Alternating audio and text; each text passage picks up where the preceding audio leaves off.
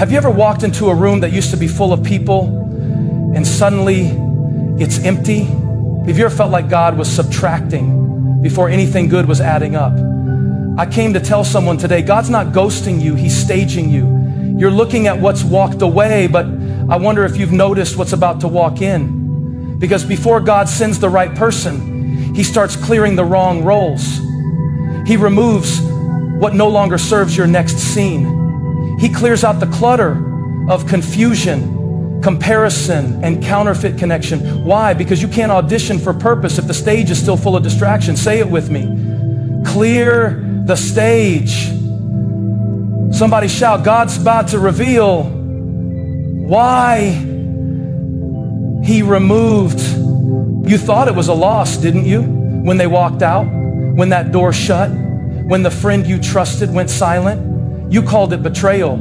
You called it heartbreak. You called it loneliness. But what if I told you it was preparation? See, in the kingdom of God, subtraction always comes before multiplication. But our minds don't naturally process that way. We've been trained to believe that success means addition. More people, more opportunities, more applause. But what if more isn't what you need right now? What if less is the exact space where God does His deepest work? Think about a garden. Before new seeds can grow, what has to happen? The ground has to be cleared. Weeds have to be pulled. Old dead roots have to be dug up. Sometimes it even requires fire. Have you ever watched a forest after a wildfire? It looks like devastation, but ecologists will tell you that new life is already in motion. The soil gets richer. The seeds buried deep start to germinate. Growth begins underground. Maybe that's you. Maybe your heart feels like it's been burned by disappointment. Maybe your relationships feel stripped down to bare soil. But hear me, just because it looks like a loss doesn't mean it's not a setup.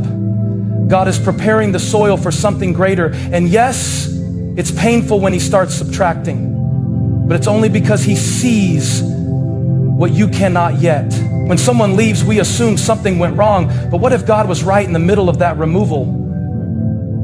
What if He was answering the prayer you didn't even know how to say? You wanted peace, so He removed the chaos. You asked for clarity, so He ended the confusion. You begged for love, so He had to first show you what love is not. Let's bring this into real life. Imagine a woman named Hannah. She had been in a relationship for 5 years. She poured herself into it. Time, energy, dreams of the future. She imagined rings and vows and forever. But slowly, the man started pulling away. Calls went unanswered. Plans got canceled. Affection dried up. Eventually, he said, I just don't see a future with you anymore. She was devastated. For months, she replayed everything in her mind. Where did I go wrong? What did I do? Why wasn't I enough? But a year later, something happened. She started healing. She started focusing on her career. She started spending time with friends who actually encouraged her faith. She traveled, she grew. And one day she bumped into the man again. And in that moment, with no anger or bitterness, she realized that relationship wasn't just wrong for me. It was holding me back from who I was becoming. The subtraction made space for her to step into purpose. God didn't subtract to harm her. He subtracted to protect her future. You can't see it now, but there are blessings that only come on the other side of being stripped. There are doors God can only open once you stop holding on to what He's trying to close. And sometimes the delay is God being kind, not cruel. Because if He gave you what you wanted when you wanted it, you'd mess it up with who you were back then. Let's be honest, some of us were still broken when we were begging God for someone, still insecure, still reactive, still unclear on our worth. If He would have sent the right person into that version of you, you might have mistaken them for just another rescue plan. But God doesn't work like that. He's not interested in propping up your identity with another person's affection. He wants you healed. He wants you whole. So when the subtraction starts, don't panic. Don't cry over the loss when God is making room for legacy. Don't curse the empty seat when it's been reserved for someone who won't leave at the first storm. See, this is what God does. He's not just a healer. He's a strategic architect. And sometimes the most holy thing he can do for you is clear the crowd. Sometimes he has to empty the room before the miracle happens. Ask Jairus. His daughter was dead. Jesus showed up and the room was full of people laughing at the idea she could live again. What did Jesus do? He told him to leave the room. And then he brought her back to life. Some things can't resurrect until the wrong people exit. So maybe this season of subtraction isn't a curse. Maybe it's the cleanup before construction. Maybe the loss is actually a layer of grace. Maybe the loneliness is space for revelation. And maybe, just maybe, the right person isn't late. They're just being kept in divine holding until the stage is cleared. Because when God subtracts, he's preparing you for something that doesn't just look right, it feels right, lives right, and lasts. And when that enters your life, you won't just be grateful for what arrived, you'll be thankful for what lies. Sometimes the hardest thing to understand about God's timing is why he waits to bring the right person into your life until after everything seems to have emptied out. But the truth is, God won't send the right person onto a stage that's still overcrowded with distractions.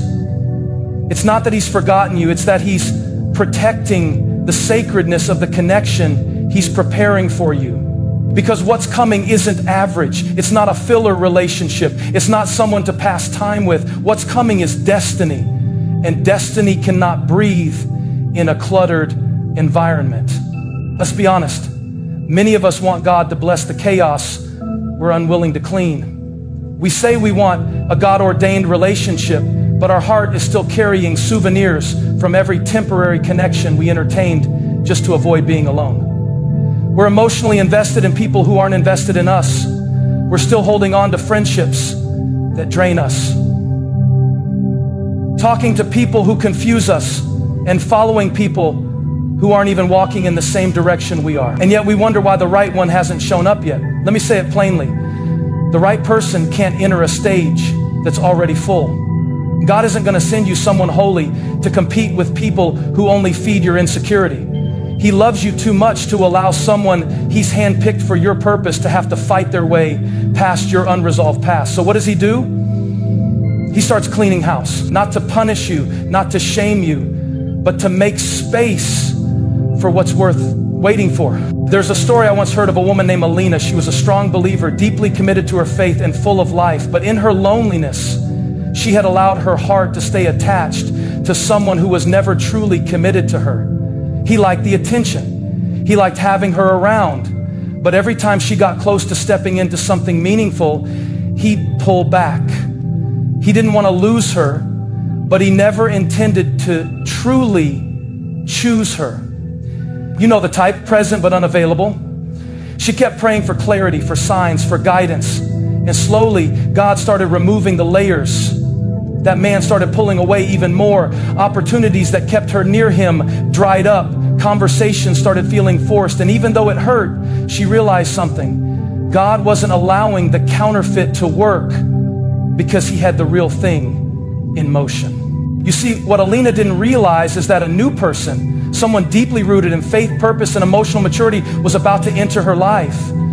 But God didn't send him while she was still tangled up in confusion. He waited until she chose closure over comfort, until she let go of what was holding her back. That's when she became available, not just in status, but in spirit. Let me say this to you. Being single doesn't make you available. Being healed does. And sometimes the only thing standing between you and the person God is preparing for you is the presence of too many distractions on your stage. People whose energy doesn't match your calling. People who like the idea of you, but not the reality of your depth. People who want a piece of your presence without taking responsibility for your heart. So God starts clearing, and it feels like confusion. It feels like something's missing. But what's really happening is a divine deep clean of the soul. Because the person God's bringing into your life isn't meant to fill a gap. They're meant to build with you. That requires clarity. That requires emotional room. That requires spiritual space. Look at it this way. Imagine you're hosting someone precious in your home, someone important, someone who matters. Would you let them walk into a room full of clutter, chaos, and noise? Would you welcome them into an environment where they have to fight for a seat at your table? Or would you prepare the space, clean the room, set the atmosphere? That's exactly what God is doing in your life right now. He's preparing your stage. And yes, that means moving some people out, quieting the noise, shutting down the confusion. It feels like loss, but it's actually love. Because God would rather you sit in temporary silence than drown in permanent. And when the right person comes, when they walk onto a stage that's finally cleared and ready, you'll understand why every distraction had to go. You'll see why every unanswered text was mercy, why every closed door was protection, why every almost was grace in disguise. You won't just thank God for who came in, you'll praise Him for who had to leave. Because now the stage is set and your heart ready. You keep trying to open that door, don't you? The one God already closed. You keep texting, hoping this time they'll reply with the same energy. You keep checking their social media, hoping they'll drop a clue that they miss you. You keep replaying the last conversation in your mind, wondering what you could have said differently. But deep down, there's a whisper inside of you that knows the truth. God already said no, but you're still knocking like He didn't mean it. We've all been there. We try to force open doors that God in His love sealed shut. And the problem isn't always about the door. It's about our desire to control the outcome. We think we know better. We think if I can just hold on a little longer, maybe they'll change. If I can just fix myself more, maybe they'll stay. If I do more, become more, give more, maybe I'll be enough. But hear this with your heart today. God is not in the business of blessing what's breaking you. If He closed the door, it wasn't to punish you. It was to preserve the version of you that He's building. Sometimes the most spiritual thing you can do is stop trying to reopen what grace has already exited. God sees the conversations you didn't hear. He sees the motives you couldn't detect. He sees the future you can't predict. And He knows what's best for you, even when it doesn't feel like it. So yes, that relationship may have felt like the one. Yes, that friendship might have had history. Yes, that opportunity might have looked perfect on paper. But God isn't looking at paper. He's looking at purpose. There's a man I once met. Let's call him Marcus. He was in a long-term relationship with a woman he thought he'd marry. On the surface, everything looked good. They took cute pictures, attended church together, celebrated milestones. But behind the scenes, there were patterns of emotional manipulation, hot and cold communication, one-sided effort. And every time Marcus brought his concerns to God, he'd get this uncomfortable stirring in his spirit. You know the one, that quiet feeling that something isn't right, even if you can't explain it? But Marcus didn't want to let go. He kept praying for God to fix it. He kept asking for another sign, another confirmation. But the truth is, he already had the sign. He just didn't say what he wanted it to say. Eventually, the woman left him for someone else, and Marcus was crushed. He felt humiliated, abandoned, betrayed. But here's the powerful part. That heartbreak became the very thing that sent Marcus into healing, into clarity, into a deeper relationship with God. And years later, he met someone new, a woman who saw him, honored his purpose. Looking back, he says something I'll never forget. What I begged God to keep back then would have destroyed who I am now. And that's the revelation many of us have to come to. God will close the door you're forcing open because He knows what's behind it will delay your destiny. He knows that trying to squeeze your purpose into someone else's potential will wear you out. And you can only carry something broken for so long before it starts to cut your hands. You weren't made to live in convincing mode. You weren't made to beg to be chosen. You weren't made to keep resurrecting things that God has already buried. It's time to trust that if God ended it, He saw something that your heart hasn't caught up to yet. And I know it's not easy. Walking away from what you thought would be your future can feel like grieving a ghost, like mourning a life you built in your imagination. But the sooner you release what's not yours, the sooner your hands are open to receive what is. Because here's what I've learned. God doesn't take things away from us to hurt us.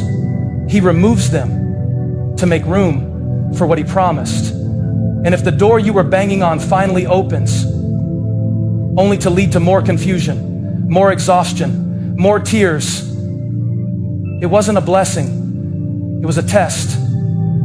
A test to see if you'd trust Him when it doesn't make sense. A test to see if you'd release what's familiar in exchange for what's faithful. You can't afford to keep forcing what God has already freed you from. You can't keep staying in rooms where your soul shrinks, because the right people, the right doors, the right future, they don't need to be forced.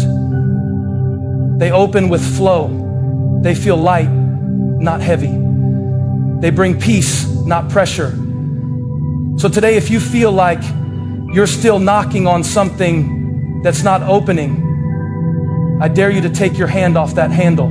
Stop trying to fix what God has already finished. Stop begging someone to stay when God has already asked them to leave. If the door is closed, trust that something better is already being prepared. And when it finally opens, effortlessly, peacefully, powerfully, there's a moment in every person's life when you feel like the door you thought would lead to forever just slammed shut. Not quietly, not gently. It closed hard, leaving you on the outside with nothing but questions. You stare at that closed door, wondering, why would God let me get so close only to walk me out?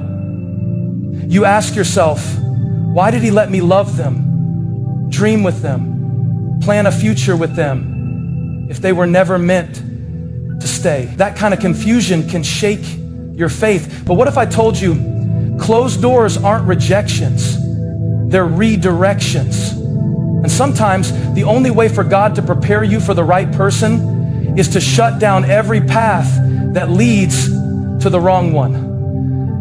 We don't like this kind of truth because we're addicted to closure. We want explanations. We want perfect endings.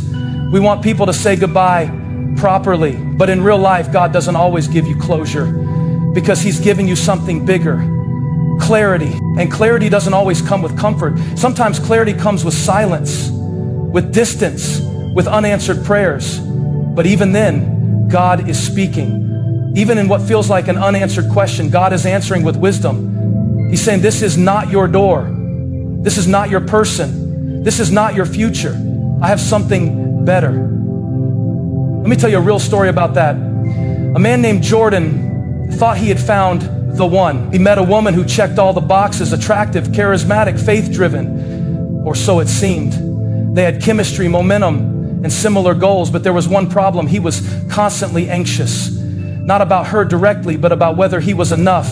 He would second guess his words, apologize too much, wonder where he stood after every disagreement. He started to shrink. And when he prayed, there was no peace. There was passion, yes, but not peace. Still, he stayed because he was afraid that if he let her go, he'd miss out on his only shot at love. Eventually, the relationship ended. Not with fireworks, not with drama, just silence. She walked away, and he didn't chase. And even though it crushed him, something unexpected happened. He felt peace for the first time in months. Not joy yet, not excitement, just a deep exhale in his soul, like God saying, now we can begin. See, sometimes we confuse connection with compatibility. Just because it clicks doesn't mean it's right. Just because it feels intense doesn't mean it's healthy. And just because you wanted it to work doesn't mean it was God's will. God, in His mercy, will close the door before the damage gets worse, because He knows the pain of being stuck in a kind of relationship with someone who's never going to meet you where you're going. So when God closes a door, stop standing in the hallway mourning it. Stop checking the lock every week to see if maybe it's open now. Stop letting your heart go back and rehearse what God has already removed. Because every time you try to go back to what God closed, you delay the healing that's waiting on the other side. You weren't rejected, you were protected. You were shielded from something that your eyes couldn't see, but God already knew. He saw the storm that was coming 5 years down the road. He saw the quiet disrespect that would grow into dishonor. He saw how their love was conditional and how your peace would be traded for performance. So he closed the door, not because you were unworthy, but because you're too valuable to stay where love is half grown.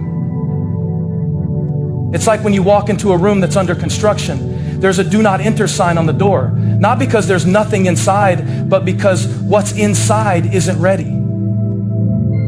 And some people are still under construction. They're not bad people, but they're not built for the life you're called to build. They don't have the emotional structure. They don't have the spiritual depth. They don't have the relational tools. And God knows that if you stay too long, you'll start lowering your ceiling just to fit their walls. That's not love. That's limitation. And you were made for more. So the next time you're tempted to knock on that old door again, remind yourself, God didn't forget me. He's forming me. He's saving me from what I thought I wanted so He can make room for what I really need. And when the right door opens, and it will, you won't have to force it. You won't have to beg. You won't have to shrink. You'll walk through it with peace because your heart will know this door was opened by God Himself. And that makes all the difference. Sometimes what hurts the most isn't what left, it's what stays in your spirit after it's gone. The questions, the confusion, the constant overthinking. You're sitting in a quiet room, but your mind is loud. You're scrolling on your phone, pretending to move on, but your heart is replaying the last moment over and over again. What did I miss? Was it my fault? Why wasn't I enough? And the silence from God feels like a storm. You're trying to believe that He's working, but you don't see it. You're trying to stay strong, but every day feels heavier than the one before. That's when you need to remember this truth. Healing often feels like breaking before it feels like becoming. We live in a world that rushes grief, that wants you to bounce back, move on, glow up. But God doesn't rush healing, because divine healing isn't surface level, it's deep. And anything deep takes time. You can put a smile on your face and fool people, but you can't fool your soul. God's not trying to make you look healed. He's trying to make you whole. And sometimes that means pulling out the broken pieces of your past, your patterns, your self-worth, and bringing them to the surface. Not to shame you, but to save you from repeating the same story with a different face. There's a young woman named Brielle who thought she had found forever. The relationship looked solid from the outside. Her friends thought she had it all. People admired their connection. But behind the curated photos and long text were years of emotional compromise. She made herself small to keep the peace. She ignored red flags because love told her to stay loyal. She prayed for things to change, but deep down, she knew she wasn't growing, she was surviving. When the relationship finally ended, she was devastated, not because it was healthy, but because she had wrapped her entire identity around the idea of us. So when it became just me, she didn't know who she was anymore. She cried out to God, "Why would you let me go through this?" And God didn't respond with a quick fix. He responded with a process. The healing didn't come overnight. It came in layers. First came the grief, the wave of missing someone who was never really present. Then came the clarity, the slow unraveling of lies she had told herself to stay comfortable. Then came the rebuilding, the moments of silence where she sat with God, and for the first time in years, she heard her own voice again. Healing isn't always about moving forward quickly. It's about stopping long enough to actually feel Feel the weight, feel the wound, feel the need, because when you allow yourself to feel, you allow God to fill. And that's when the real restoration begins. You start realizing that your value was never based on who stayed. Your worth isn't tied to someone else's ability to see it. You weren't hard to love. You were just asking to be loved by someone who hadn't learned how to love themselves. The stage that God is clearing in your life isn't just about who's exiting. It's about what He's extracting from you. That bitterness, He's pulling it up. That self-doubt, He's breaking it off. That desperate need to prove yourself to people who couldn't see you, He's healing it. Because the version of you that's going to stand with the right person cannot be carrying the weight of who you had to be for the wrong ones. There's a divine detox that happens in the waiting, a soul surgery that cuts deep but restores fully. And yes, it's uncomfortable. Yes, it's lonely sometimes, but don't mistake the isolation for abandonment. God hasn't left you. He's just removed the noise so you can hear His voice more clearly. He's reminding you that you are already complete, that love is not the prize, you are. That being chosen by someone else is beautiful, but being healed by God is transformational. And here's the powerful thing. When you truly heal, you no longer crave what broke you. You no longer run back to what made you question your value. You no longer try to force old doors open because you realize you weren't rejected. You were redirected to recovery. So if you're in that place right now, sitting in the silence, feeling like God is distant, wondering when it's going to get better, hear me. You're not being punished. You're being prepared. You're not broken. You're being rebuilt. And when the healing takes root, when the peace finally settles in, when you stop seeing yourself through the lens of who hurt you, you'll realize God wasn't just removing someone, He was revealing you. And the you He's revealing, she's strong, she's wise, she's whole, and she's ready not just to be loved, but to love from a place that's no longer bleeding. That's what God is doing. So don't rush it. Don't numb it. Don't run from it. Sit in it, trust it, let the healing happen. Because when the right person finally walks in, you won't be reaching for them to fix you.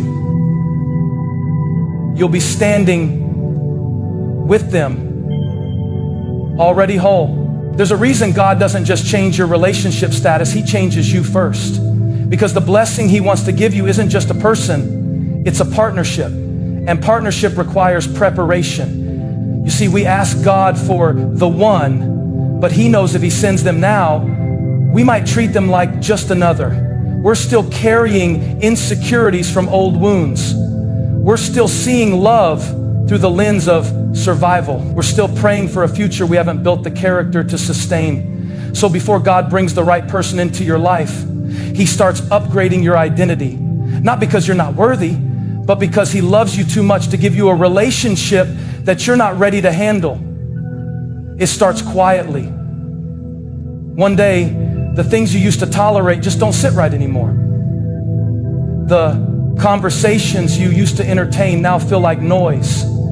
The friends who were always your go-to now seem misaligned with your growth. You don't even have to try to pull away. There's just something inside of you that starts to shift. That's not loneliness. That's not arrogance. That's God maturing you for what's next.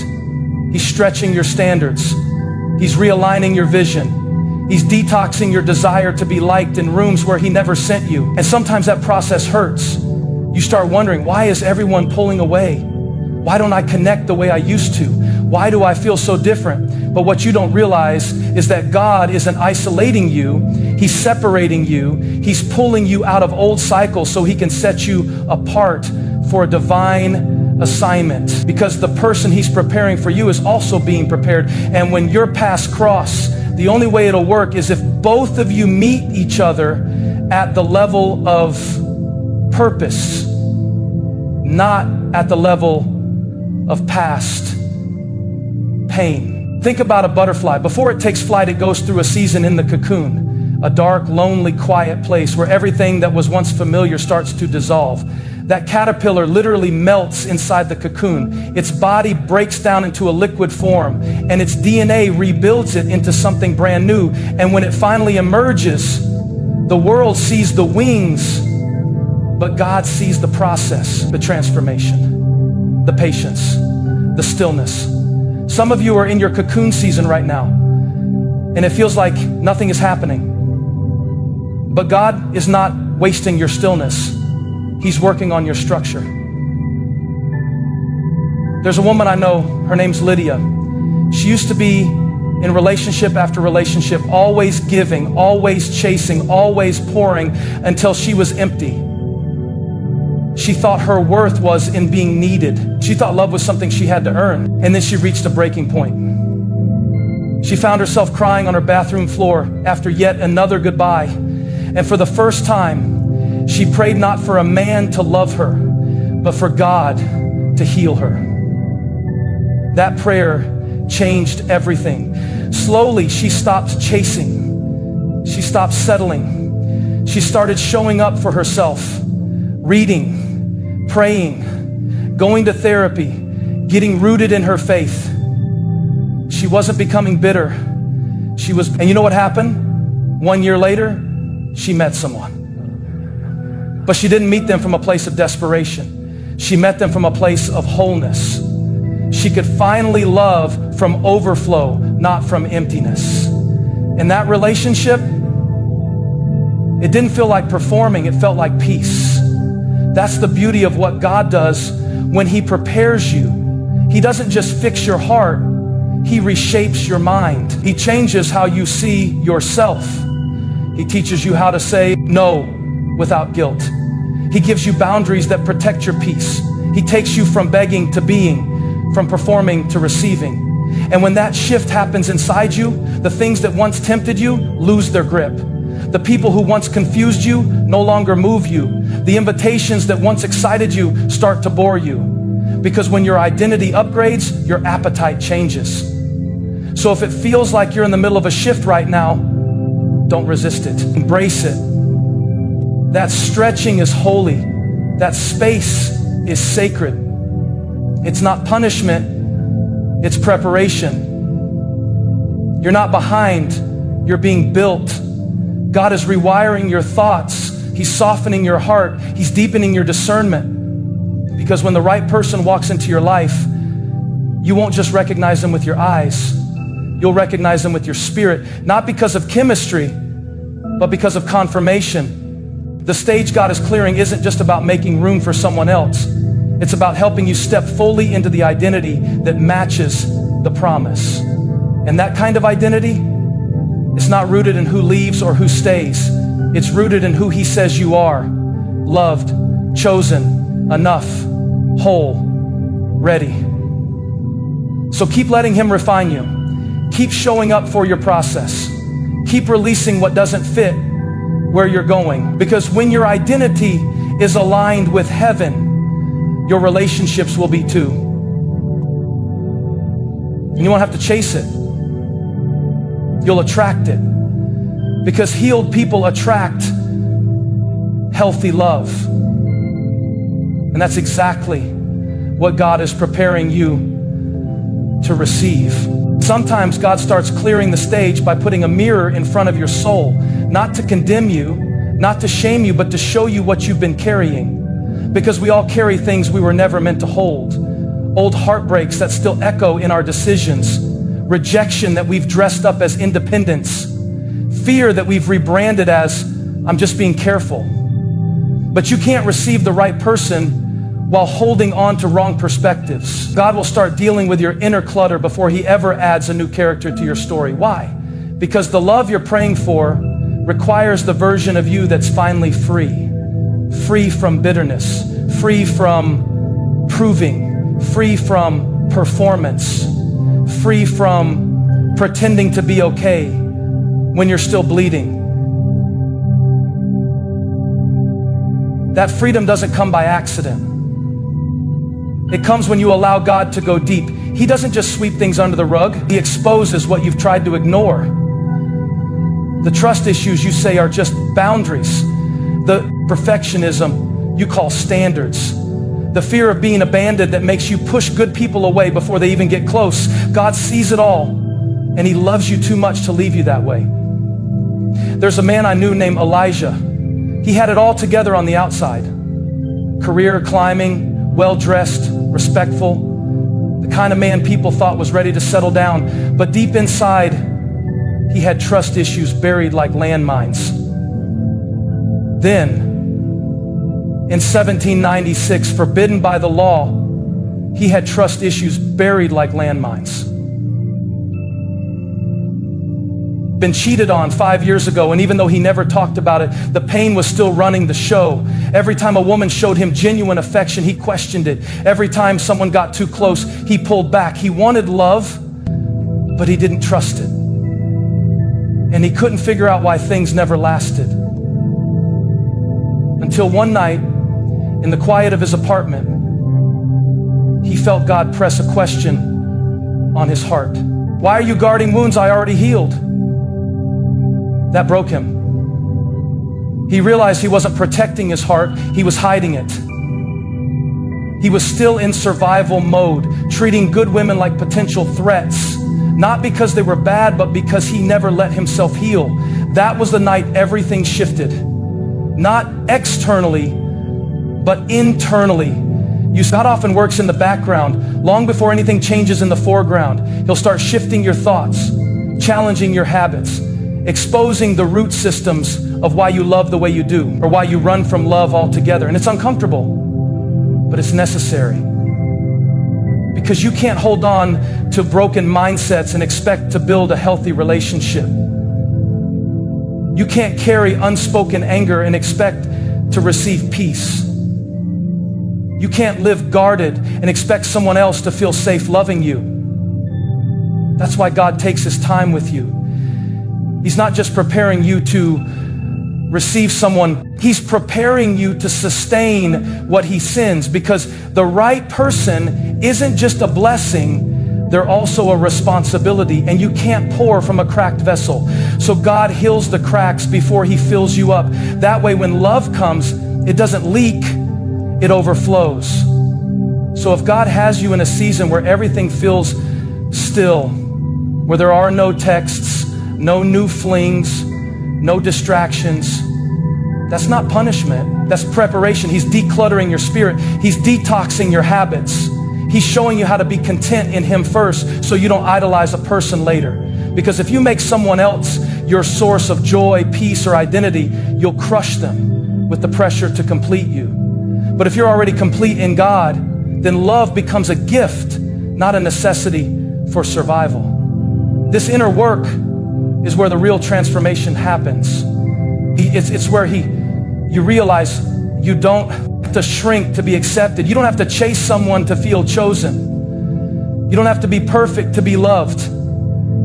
It's where you stop asking, what's wrong with me? And start declaring, I am fearfully and wonderfully made.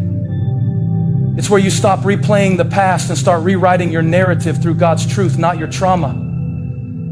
And here's what's beautiful about this process.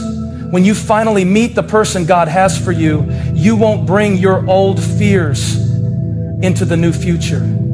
You'll bring peace, you'll bring clarity, you'll bring wisdom. You'll have discernment that comes from time spent with God, not just from lessons learned through pain. And they'll see it in you. They'll see the strength that comes from surrender, the confidence that comes from healing, the beauty that comes from becoming. So don't resist the season of internal cleansing. Let God remove what you no longer need. Let him challenge what you've been calling normal. Let him love you in the places you've tried to hide. Because the right person isn't coming to fix you, they're coming to partner with the healed version of you. And the more you allow God to do this work now, the more you'll be ready when they walk into your life. Not half full, not guarded, not performing, but whole. Whole and ready. Whole and peaceful. whole and aligned with the purpose God has been preparing in you all along.